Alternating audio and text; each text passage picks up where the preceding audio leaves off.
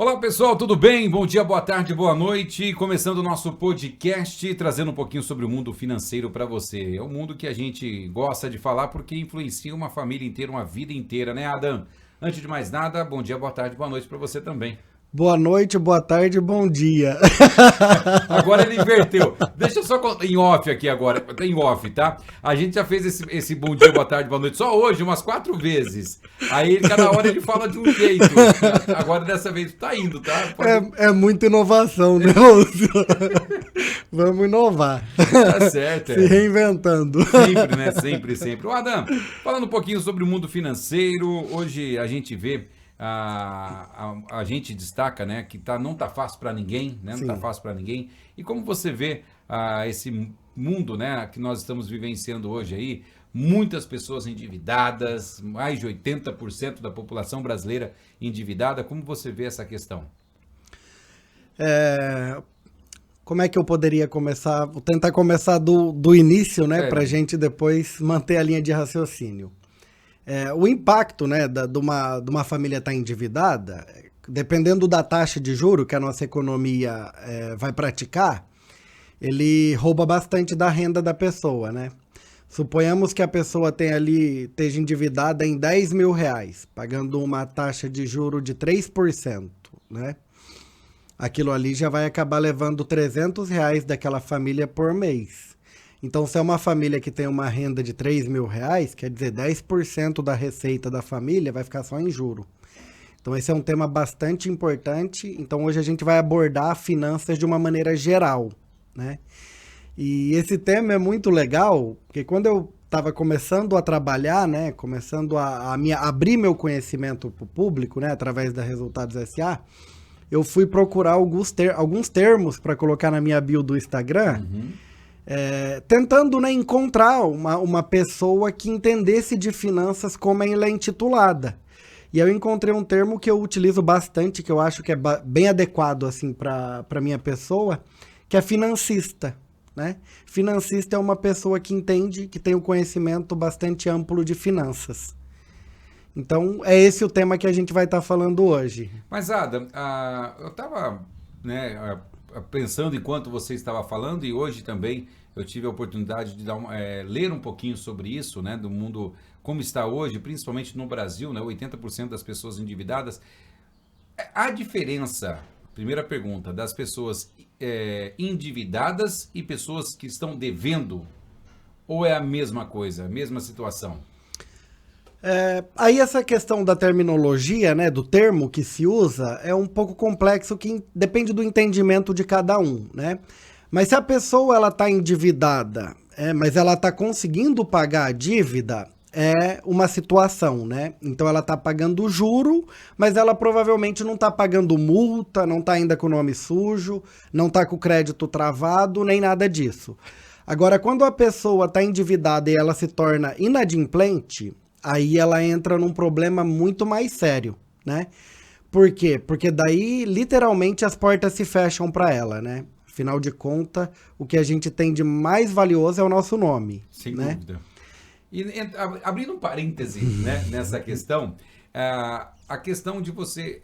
Eu vejo nesse patamar, por favor me corrija se eu estiver errado, duas vertentes. Tá. Se você tem a pessoa que está endividada e pagando, Sim. consequentemente ela está investindo, ela está comprando, ela está conquistando, fazendo as suas conquistas de produtos, ou seja, gerando riqueza para o país. Eu penso dessa forma. Por quê? Você vai estar comprando, você vai estar, vamos supor, financiando um carro. Você não tem dinheiro para comprar à vista. Sim. Você compra financiado. Sim. Você vai comprar a sua casa. Você não tem dinheiro para comprar mesmo. Você vai lá e financia. E ou seja, você vai estar endividado. Porém, não está devendo. Sim. Então, há muita terminologia nesse sentido. Por isso que eu fiz a pergunta se há uma coisa ou outra, se é a mesma coisa ou não. Mas o que eu estava lendo, por isso que eu até te fiz essa pergunta, porque se fez hoje, principalmente, que o Brasil tem 80% de pessoas endividadas. Não. O Brasil tem 80% de pessoas que estão fazendo o seu trabalho e pagando as suas contas. Sim. Né? Então, há muita mídia, né? Aquilo que você sempre destaca, que quer, ao invés de ajudar, atrapalhar o meio de campo, né? Exatamente. Aqui o tema hoje que a gente vai estar tratando, né, é finanças mais do lado pessoal, não tanto se tratando de finanças de uma empresa, tá? Sim, Embora sim. tem alguns pontos que são em comum entre as duas, né? O que a gente vê, Lúcio, que a maior parte da população, né, ela cria uma dívida por conta da falta de conhecimento financeiro. Por quê, né? Como as pessoas, quando tudo tá dando certo, elas não fazem nenhum tipo de reserva, elas não acumulam nada de dinheiro, né? No primeiro imprevisto esse da pessoa ficar doente, não conseguir encostar, imprevisto esse da pessoa ser mandada embora do emprego, né? Imprevisto esse da empresa da pessoa falir, né? Essas pessoas, elas já vão direto pro crédito. Por quê? Porque se ela não receber nada esse mês, ela não tem dinheiro nem para suprir a conta desse mês. A gente usa um termo bastante que explica bem o que é isso, né? Não tem graça, lógico, essas coisas, mas a gente costuma dizer que a pessoa tá igual bicicleta. A bicicleta, se você parar de andar, você vai Pedalar, cair. né? Então você não pode parar de pedalar. Então a gente brinca e fala que a pessoa tá igual bicicleta. Tudo que ela ganha, ela gasta no mês que ela ganhou. Mas, Adam, aí que tá. Muitas vezes aí eu vou fazer uma crítica não só para A ou para B, mas o Brasil, o salário é muito pouco. Para Exatamente. tanto que a gente precisa para consumir. Sim, Né? A gente consome mais do que recebe. sim, Tá errado? Tá. A gente deveria, né, ter uma reserva, uma gordurinha ali para gastar nesses momentos. sim. Mas, tirando isso, qual seria uma média, uma porcentagem, Adam, para que as pessoas que estão nos assistindo hoje tenham, assim, opa, eu posso gastar tanto e ter vou deixar tanto na poupança ou tanto guardar embaixo do colchão ali, Tá, né, para passar esses momentos de emergência, entre aspas. tá. Primeiro eu vou tratar da primeira situação que você falou, que é a questão da diminuição do poder de compra do salário de uma pessoa, né? Quanto mais esses auxílios acontecem, mais inflação gera. Então, quanto mais dinheiro o governo dá para as pessoas, mais o valor do dinheiro se desvaloriza, porque ele está colocando mais, então aquilo ali meio que dilui, né? A gente faz regra de 3. Se tinha 100 mil reais e agora tem 130 mil reais, você faz a regra de 3, ali você vai encontrar o poder de corrosão, né? O tanto que aquele dinheiro perdeu de valor. Então, enquanto as pessoas acreditarem, né, que o que é dado, né, é de graça, de fato não é de graça, quando elas acordarem para isso, aí o nosso salário vai começar a valer mais. Porque o problema não é nem tanto o número do salário. O problema é o poder de compra que aquele salário tem, que é muito pouco. Porque Né? até então, vou dar um exemplo meu, esses dias atrás eu falei assim, nossa, eu fazia financiamento de A, de B e conseguia pagar tranquilo, suave. Sim. Hoje se eu falar que eu vou comprar uma TV parcelada, eu já fico meio com medo. Não, tá difícil as coisas, porque o preço das coisas subiram muito, né? Vou fazer uma comparação aqui. Se você pegar $1.500 nos Estados Unidos, cara, você passa o mês bem e ainda te sobra, né, algum dinheiro no final do mês e levando uma vida tranquila. Com R$ 1.500 no Brasil, dá para se fazer pouquíssima coisa. Uma compra. Dá para fazer pouquíssima coisa. Você vai fazer uma compra, mais ou menos uma compra, entre aspas, aí, boa, Sim. só que você não vai pagar água, nem luz, nem prestação da casa, nada. Exatamente. Então, isso é a diferença do poder de compra do dinheiro, tá? Essa é a diferença. Mas, Adam, eu sei a resposta, mas eu vou aproveitar a pergunta e vou fazer. Tá. A sua resposta, fazer uma pergunta. Mas o valor do dólar hoje está bem lá em cima. Mas você precisa equiparar, Lúcio, porque a pessoa ganha em dólar e gasta em dólar. E a gente ganha em real e gasta em real. Então, o poder de compra referenciado deveria ser o mesmo. Sim. Não é o mesmo por conta de descontrole econômico, né? Que isso não é geralmente... sei lá, pode ser problema da sociedade? Pode, porque afinal é a sociedade quem coloca as pessoas lá que vão tomar conta do dinheiro delas, né? Sem dúvida. Então, o mesmo poder de compra, né? Eu não tô transferindo uma pessoa ganhar em real e gastar em dólar. Ganha em dólar, gasta em dólar, ganha em real, gasta em real. O nosso poder de compra é pelo menos aí umas 5 vezes menor. Sem dúvida. Tá? Aí você tinha feito uma segunda pergunta, Lúcio. Deixa eu só fechar essa daqui pra gente ver se complementa ali. Aí você me perguntou qual era o nível ideal, né, de uma pessoa acumular de dinheiro, a porcentagem para ela acumular, para ser saudável, né? A gente brinca que quando a pessoa tem uma noção de finanças, não é que ela é uma pessoa avarenta, que vai guardar todo o dinheiro. Isso é uma pessoa avarenta, um mesquinho. Sim. Não é isso que a gente quer que as pessoas se tornem. E a pessoa que gasta tudo desenfreada também não é certo.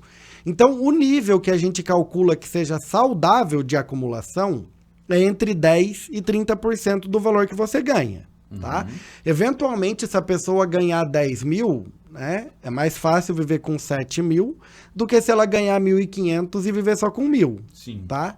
Mas uma coisa eu digo para vocês, e isso é verdade porque eu acompanho finanças de muitas pessoas.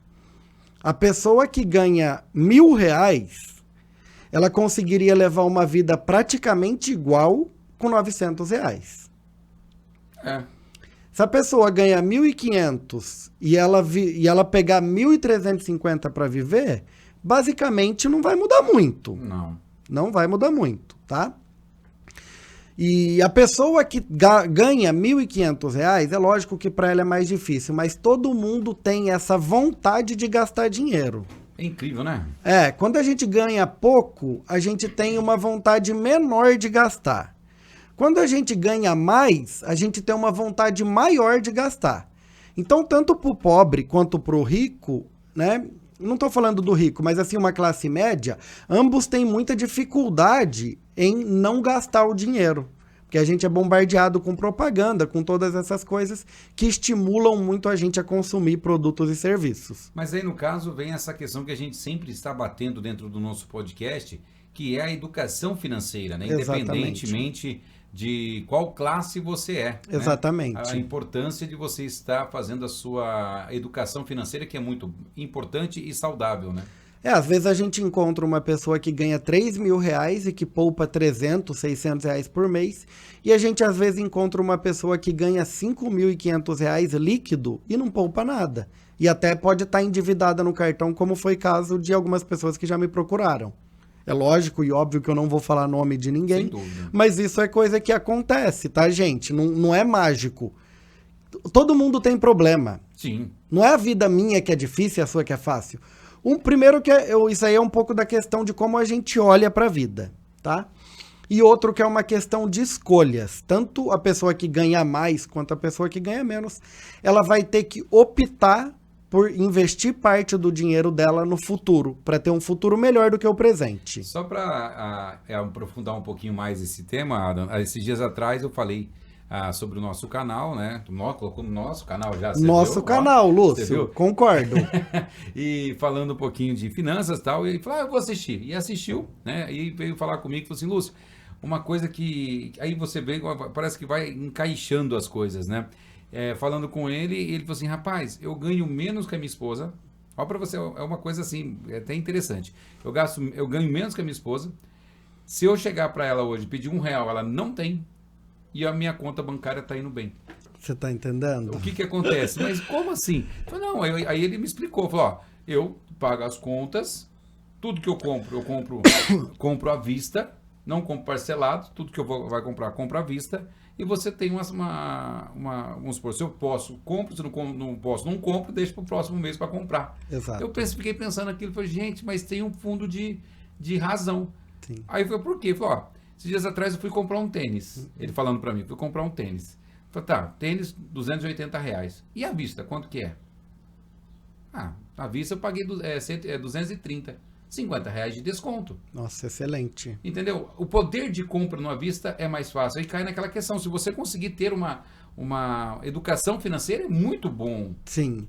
E tem um outro efeito que acontece, que a gente costuma chamar de efeito bola de neve, né? Eu já citei esse exemplo para caso bom, agora vai aí um exemplo do caso ruim. Como eu já falei, geralmente as pessoas não fazem uma reserva de nenhum valor que elas ganham. Não. Só que elas compram várias coisas parceladas no cartão. Então, quando a pessoa perde o emprego ou quando a empresa dela vai à falência, ela, além de não ter reserva, ela tem dívida que a pessoa dela do passado, né, transmitiu essa dívida para mim no futuro.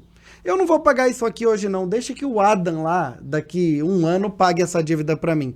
Então as pessoas vão jogando as dívidas para o futuro como se o futuro nunca fosse chegar. E ele chega. Sim. E ele chega com data, dia e hora marcado. E bem marcado, Né? Não falha. Amanhã, quanto tempo falta para chegar amanhã, 5 horas da tarde? Falta 24 horas. Quanto tempo falta para chegar dia 11 de novembro? Falta um mês, 30 ou 31 dias, dependendo aí do mês. Calendário, né? Então, assim, as contas chegam, gente. Então, não vão lidando com as suas finanças como se não houvesse amanhã, porque o amanhã chega. Então, aproveitando, você disse a questão do cartão, acredito eu, até gostaria que você aprofundasse um pouquinho nessa questão, Adam, que é a questão do cartão, né? O que acontece? As pessoas vão lá, vou pagar o mínimo esse mês, vou pagar fracionado ali um pouquinho esse mês, vou deixar para o outro mês. Essa jogada de pagar o mínimo do cartão, isso que, bem dizer, acaba, aí já não é mais a dívida que você está pagando, e você já está em débito mesmo com o banco, aí o juro vai lá em cima, né? Esse juro, Lúcio, ele chega na casa de 300% ao ano. Olha que coisa, gente. É um estrago que isso aí faz. Se você cair no rotativo do cartão, a chance de você perder teu nome é de 9 para 10. Olha que coisa. 90% das pessoas que caem no rotativo do cartão, elas não conseguem mais sair dali. Então suja o nome, né? Ela vai ficar com o nome sujo lá, vai ficar na caderneta negra do banco e vai provavelmente ficar pelo menos 5 anos ali com seu CPF travado. Olha que coisa. Fora as dor de cabeças que tem de você buscar um produto, não consegue comprar, até mesmo Sim. pode ir a leilão, coisas suas, né? Sim. Ou seja, é bem complexo isso aí, né?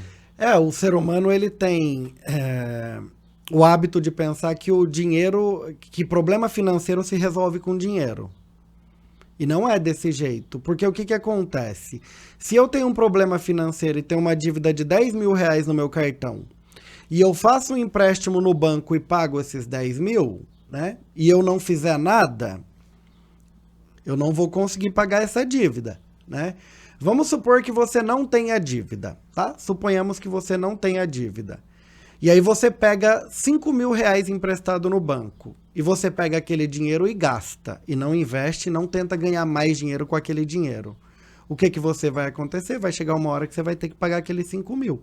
Então, problemas financeiros não são resolvidos com dinheiro. Eles são resolvidos com ideias, né? E com uma postura mais positiva frente às suas finanças. Tomando decisões como se a gente fosse adultos e não crianças, né? Agora, Adam, você abriu esse leque, né, de ir no banco, emprestar um dinheiro, enfim. Digamos que eu tô lá com o meu juro, né, do cartão lá em cima, tá estourando tudo. É viável eu ir em outro banco, procurar uma taxa de juro menor para quitar aquela dívida e tentar parcelar, né, financiar essa dívida para que eu possa ter aí um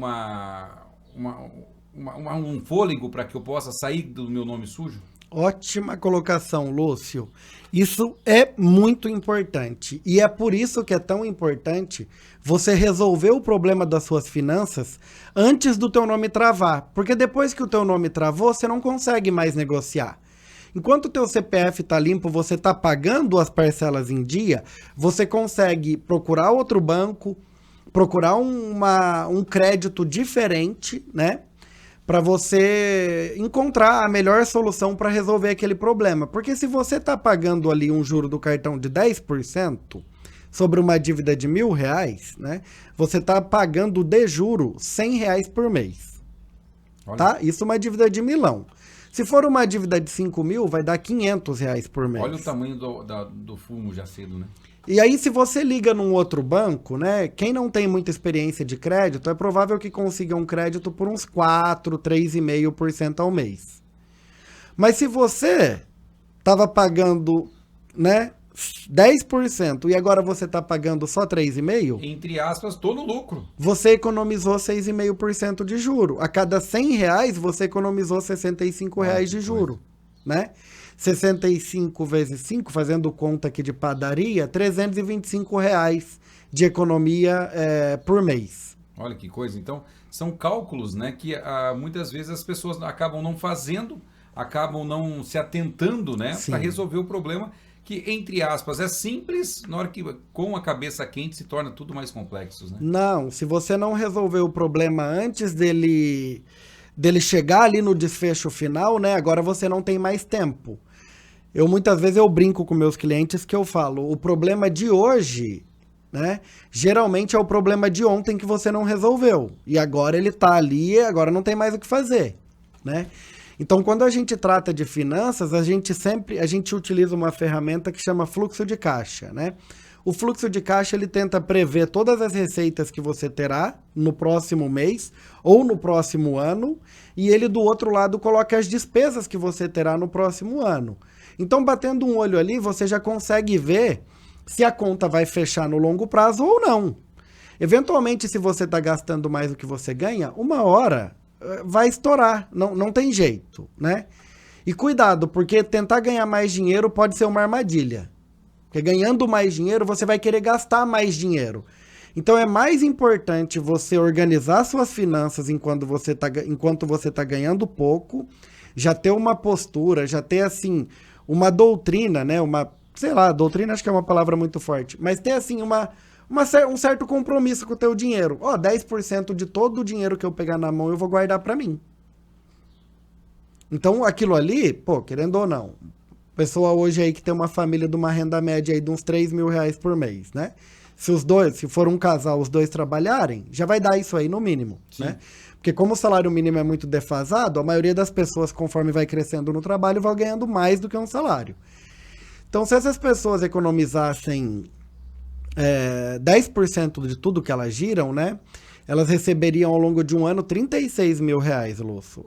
É um montante relevante, cara. Sim. Se elas segurassem 10% disso, elas economizariam 3.600 reais por ano.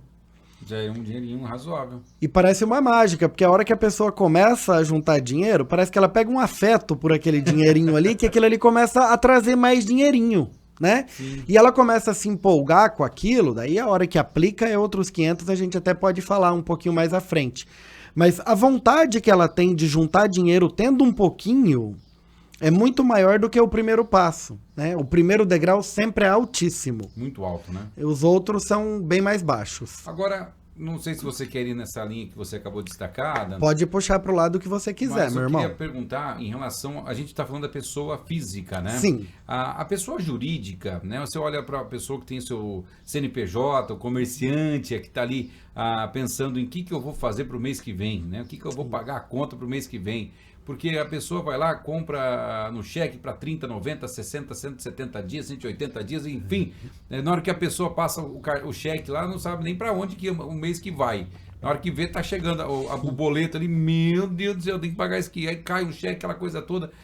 Esse fluxo de caixa é importantíssimo, o controle que a pessoa tem que fazer com o quanto ela gastou, com o quanto ela tem para receber e o quanto que ela vende no dia, né? Então ela tem que ter esse controle para saber como que a sua vida financeira está saudável, né?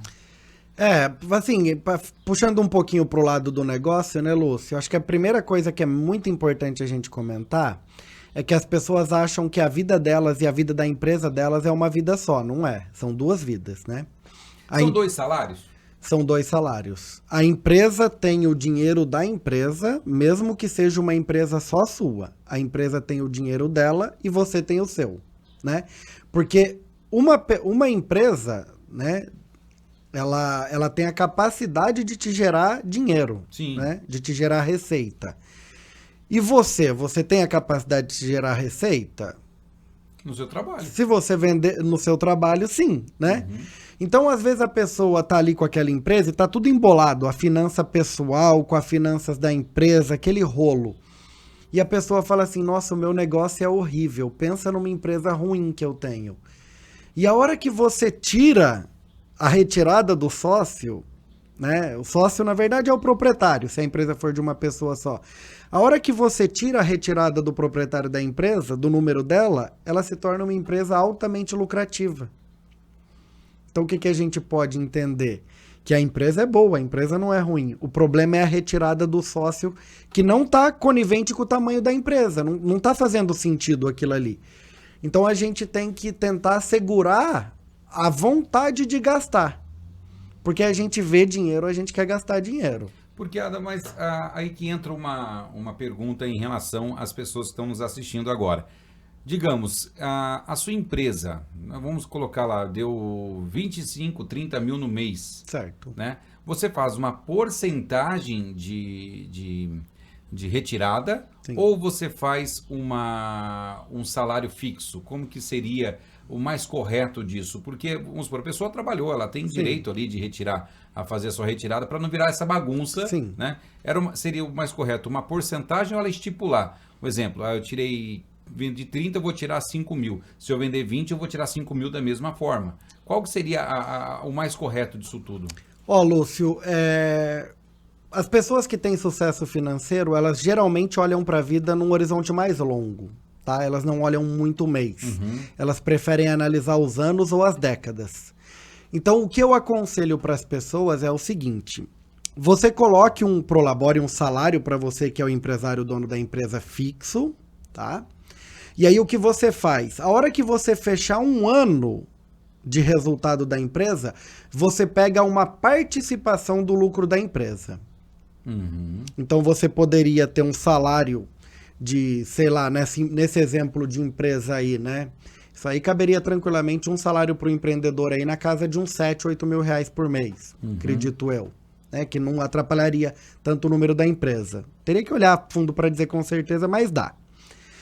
E aí a pessoa vai acumulando esse lucro que ela vai tendo durante os meses, porque eventualmente tem volatilidade no lucro. Sim. Então se a empresa pagou muita comissão pro dono e no outro mês deu negativo, o dono vai ter que devolver. Então é melhor o proprietário da empresa deixar para pegar a participação do lucro no final do ano. Então, tipo assim, nesse exemplo, né? Vamos supor que essa empresa fechou o ano inteiro com uma média de lucro líquido de 15 mil reais por mês, né? Então, deu 15 mil vezes 10, 150, 180 mil no mês. Perfeito. Aí esse empresário poderia chegar lá, né, no dezembro, tirar o 13º dele gordo. A minha empresa deu 180 mil esse ano de lucro líquido. Então, o que eu vou fazer? Eu vou pegar 10, 20, 30% do lucro líquido do negócio para mim. Sim. Tá? Se essa pessoa estiver tirando o dinheiro da empresa para investir em outros lugares, ela até pode tirar mais. Mas se for para fazer viagem, para viver a vida com esse dinheiro, eu sugiro que não passe de 30, tá? Porque a empresa precisa se reinvestir, né? Você compra uma empresa, vamos supor que você montou uma transportadora. É você, o motorista do caminhão e o caminhão. Sim. A cada ano que passa, o seu caminhão vai ficando sucateado. Vai deteriorando. Ele vai deteriorando, né? A gente chama de depreciação no termo financeiro. Então, o seu caminhão vai depreciando, né? Vai chegar um momento que você vai ter que fazer o motor do caminhão. O motor do caminhão hoje eu calculo que, sei lá, depende muito do caminhão. Muito relativo, né? Mas, sei lá, vamos colocar aí uns 50, 60 mil reais, acho que eu não tô fugindo da realidade. Então, se você precisar fazer o motor desse caminhão, a empresa vai ter que ter uma grande reserva de caixa para cobrir uma despesa grande dessa maneira. Então, eu sugiro que deixe ali pelo menos 70% do lucro líquido do negócio dentro do negócio, né? E aí depois você pode... Desculpa. Depois você pode tirar esse dinheiro no futuro para montar uma outra empresa, para comprar um outro caminhão, mas aí você está tirando para investir, você não está tirando para viver, né? O dinheiro para viver, eu não aconselho que passe de 30%. Porque muita gente, a gente pode, né, quem tem empresa familiar, né, é muito raro a pessoa ter essa contabilidade. Por isso que eu fiz essa pergunta, porque muitas pessoas estão nos assistindo, às vezes não sabe nem quanto recebe, nem quanto investe, não sabe nem como que está a situação. É um balaio de gato gigantesco, né? Digamos assim, no linguajar popular. É um balaio de gato que não sabe nem como é. Se é B, se é C. Sim. Né? E falando sobre os empreendedores, né? Essa galera que vai para o mundão tentar fazer seus negócios, tem dois motivos que são assim responsáveis por mais de 90% da falência das empresas. O primeiro é a retirada excessiva do proprietário. Então, a empresa gera de lucro 10 mil por mês e o proprietário tira 9, tira 8 ou tira até os 10. Então, essa empresa, provavelmente, ela não vai ter uma vida muito longa. E o outro problema é o estoque muito grande, né? dentro de uma empresa você tem que ter uma noção do que a gente chama de rotatividade de estoque. Daí já é uns termos um pouco mais complexos. Acho que daria para falar um podcast inteiro sobre isso. Só para aproveitar uma vez, eu vou dar um exemplo do meu tio aqui também. O Adam e o Lúcio com as histórias aqui. É incrível. Uma vez, na época que ele foi montar a padaria aqui em Bandeirantes, ele chegou para mim assim e falou assim, nossa, na época eu fui trabalhar com ele. Ele chegou e falou assim, rapaz do céu, eu tenho que comprar tanto saco de farinha para mim conseguir um preço bom, para mim conseguir um preço mais acessível para vender o pão. Eu falei, mas tá, quanto saco de farinha o senhor tem que comprar?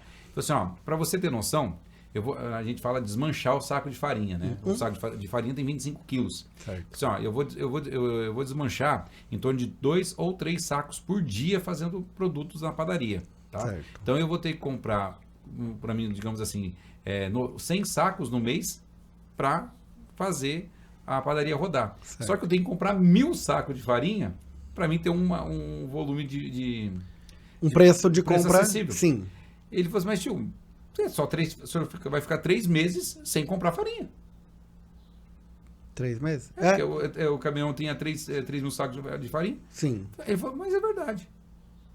Ou seja, a lucratividade dele na compra de 3 mil sacos de farinha, digamos assim, um caminhão, ficou o mesmo tanto dele, fosse para comprar quase 6 no preço fracionado. Sim, ia dobrar o custo da farinha. Eu falei, nossa, mas então compensou em muito. Compensou em muito. Aí foi uma questão que eu aprendi. Assim, o segredo de um bom comércio não está na sua venda. O segredo está na sua boa compra. Exatamente. Né? Você tem que comprar bem para você vender bem, senão não adianta. Exatamente. Alguns produtos, né? É que quando você trata de indústria, isso faz muito sentido. Sim. Mas muito mesmo. Agora, se é uma empresa de comércio, aí é difícil comprar barato. Sim. É difícil. Você já está industrializado, né? Mas se você comprar, né? Esse é o caso que os atacadão, né? Os mercados de atacado têm preço muito mais barato. Sim. Por quê? Porque eles compram de muita quantidade, né? E aí eles também querem vender de quantidade grande, né? Se você comprar um só, não vai ser o preço do atacado. Sim. Então faz muito sentido isso aí. E a rotatividade do estoque dele estava ótima. Girar 4 vezes o estoque no ano é excelente. Sim. Né? O que seria, a cada 3 meses, renovar todo o estoque dele de farinha. Outro detalhe, Adam, outro parecer, e quem trabalha em uma empresa e tem uma outra determinada empresa como proprietário. Ou seja, ele trabalha, certo, né, tem a sua empresa, né, é funcionário de uma empresa e trabalha e é proprietário, sócio de uma empresa de outra... Você tá puxando essa pergunta pra você, tô brincando. Não, pode ser pra mim também. Não, pode ser pra mim também, porque Lúcio, eu trabalho capaz. e eu tenho a minha... Tô fazendo piadinha de mau gosto. Não, porque eu tô colocando no meu caso também, porque é mais complicado ainda. Sim. Eu vejo, gente, às vezes você tá lá numa forma, fala, peraí, esse dinheiro é da onde? Pra quem que eu vou? Da onde que tá vindo? Você fica um balaio de gato na cabeça também, é difícil? O que facilita bastante a nossa vida? Se você não tem... Eu tenho tempo, né, de anotar tudo, a gente anota tudo. Então, esse problema eu não sofro. O que você poderia fazer? Abrir contas distintas, cada um para uma linha de negócio. Então, o seu salário, né? Geralmente, pelo que eu acredito que você faça, você recebe o salário da empresa que você trabalha e você custeia as contas suas de casa com aquele dinheiro. Então, você recebe na conta, suponhamos que seja uma conta no Banco Bradesco. Você recebe na conta do Bradesco e paga todas as suas despesas de casa com aquela conta. Tá? E se você vai sacar um dinheiro para deixar aqui, para fazer uma compra no Mercadinho da Vila, alguma coisa assim, você pega o dinheiro dessa conta. Todo o dinheiro que entrar dessa outra empresa sua, né? O estúdio aqui que a gente está gravando, o podcast é um outro negócio seu. Torço muito para que vá bem longe. Esse é o outro negócio seu. Então, o que você poderia fazer? Você poderia abrir uma conta no Nubank, que não tem despesa de abertura da conta, nem de manutenção. E todo o dinheiro que eu ou qualquer um que esteja aqui, que você esteja prestando serviço, pague a você, você receba naquela conta e toda vez que você for comprar um microfone, uma câmera dessa ótima que a gente tem, um microfone desse muito bom, você tire também dessa conta. E fica muito simples de você enxergar se aquele negócio está indo para frente ou não. Essa maneira de administrar contas distintas é excelente e super fácil. E não precisa anotar nada daí. Eu acho que eu estou fazendo o caminho correto do negócio. Ó, você é nerd, você já sabe. Você sabe, eu tenho uma figurinha esses dias que eu vi no Zap que é assim, você sabe, você não é bobo? Não, mas eu fiz essa pergunta, Adam, porque assim... Não tô desmerecendo quem não sabe, tá, galera? É piadinha aqui pra dar uma descontraída no nosso papo. Mas assim, esse mundo financeiro, gente, é tão complexo. Se a gente parar para pensar, a gente fica até meio complicado. E isso que o Adam falou é uma verdade verdadeira, né? Porque, gente, é difícil você... Peraí, eu vou pegar dinheiro da onde? Eu vou abastecer, um exemplo, eu vou abastecer o carro, vou abastecer por onde? É o meu trabalho? É o som? É o estúdio? Sim. Qual que eu sou tão chato que eu divido tudo. Sim. Tudo. Dinheiro A, dinheiro B, dinheiro C, dinheiro H, tudo. De onde está vindo isso aqui? É do estúdio. Mas isso é legal, cara, porque daí você consegue ter mais visibilidade sobre o seu dinheiro. Sim. Se você trata de forma bagunçada, né, você tende a manter aquilo bagunçado a não estar nem aí, né? O simples fato da pessoa organizar suas finanças já quer dizer que aquela pessoa está levando aquilo a sério, que aquilo ali não é brincadeira. Sim. Afinal de contas, finanças não é brincadeira. Não. Se você não tiver dinheiro, você não come, você não bebe, você não mora, né? É importante isso. Mas não é que a gente tem muito dinheiro não, viu, gente? É pingadinho, mas tá controlado. Tá certo, Lúcio. Mas aproveitando, Adam, falando um pouquinho mais essa questão do... A gente falou um pouquinho da pessoa física, da jurídica, e falando na questão, aí vem um outro detalhe, escritórios, essas coisas todas, a diferença entre finanças e contabilidade, ou é uma coisa só? Como que funciona tudo isso? Ô Lúcio, a contabilidade propriamente dizendo, ela é a linguagem dos negócios, tá? Então a contabilidade ela foi desenvolvida, né? Para a gente analisar as finanças dos negócios. Por quê? Os negócios eles têm algumas características que a vida nossa pessoal não tem, né? Um exemplo disso é o próprio fato que eu mencionei aqui do caminhão. Na contabilidade, a gente precisa pensar na depreciação dos bens e equipamentos de uma empresa, né? Suponhamos aí no exemplo do teu tio. Vai chegar um momento que ele vai ter que comprar fornos novos. Porque o forno, ele dura bastante tempo, mas ele não é infinito. Sim. Né? Ele tem um desgaste, né? Nas coisas da vida pessoal, já não tem tanto isso, porque a maioria dos custos nossos é consumo, é mercado, é essas coisas, né? Então, a contabilidade, além de ter toda a parte tributária, né, que é diferente, né? Uma pessoa vai pagar imposto de renda da pessoa física e pronto, acabou. Então, a diferença é basicamente essa, sabe? Na questão de que tem umas distinções. Mas tem várias coisas que é muito interessante que eu posso usar nos dois lados. Você pode, por exemplo, as pessoas... Esses dias eu já utilizava isso, mas eu estava lendo o livro O Segredo da Mente Milionária. Eu gosto desse sistema, eu fico loucão só estudando isso. E aí ele estava falando lá uma diferença, eu achei super interessante o jeito que ele colocou. Ele falou que as pessoas de mentalidade pobre, né, assim, tô falando com todo respeito, tá, galera? Elas pensam, quando você chega para uma pessoa de classe mais baixa, assim, ou mais pobre, ela pergunta assim, quanto que você ganha por mês? Geralmente os ricos fazem uma pergunta diferente. Eles perguntam assim, qual que é o teu patrimônio líquido? E o que basicamente é? O tanto que eu ganho por mês é a minha receita. É um elemento, né? Sim. O patrimônio líquido, ele é muito mais interessante, porque o patrimônio líquido, isso aí vem da contabilidade, tá? O patrimônio líquido é relacionado à empresa. De um lado, né, nessa mão aqui, eu vou segurar todas as coisas que eu tenho que vale dinheiro. Então, se eu comprei um carro, eu vou anotar aqui o valor da tabela FIP do meu carro, uma moto, uma casa... Ou não tenho nada, pode ser também, né? Um jovem está começando o seu balanço lá, não tem nada, mas eu aconselho que faça desde o começo, porque aquilo ali é legal de enxergar. Desse outro lado aqui, Lúcio, a gente vai colocar todas as dívidas que a gente tem. Então, se eu comprei a casa parcelada, aqui vai estar o valor da casa, aqui vai estar a dívida da casa. Uhum. Se o carro foi financiado, aqui vai estar o valor do carro, aqui vai estar o valor que eu estou devendo do carro. Não a prestação. Não, o valor total. O valor total. Tá? Então aqui a gente vai colocar uma coluna intitulada ativos, que é tudo que eu consigo trocar por dinheiro, e aqui são os passivos, que são coisas que eu estou devendo. Passivo nada mais é do que dívida. Uhum. Então aqui vai estar os passivos. Quando eu pego o ativo e somo e subtraio o passivo, eu encontro o que a gente chama de patrimônio líquido. E aquele ali que é o valor da riqueza de uma pessoa.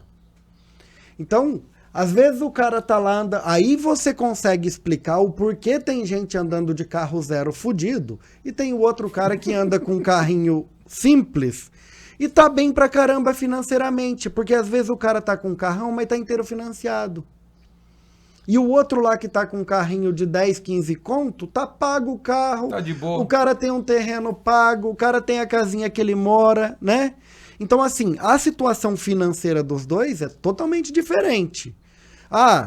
Sei lá, o cara pensa pequeno. Não sei, eu tô te falando a realidade. Uhum. Naquele momento em que eu analisei a vida dos dois, o que tem uma vida mais simples tá melhor do que o outro. Mas aí não é uma questão de escolha, Adam?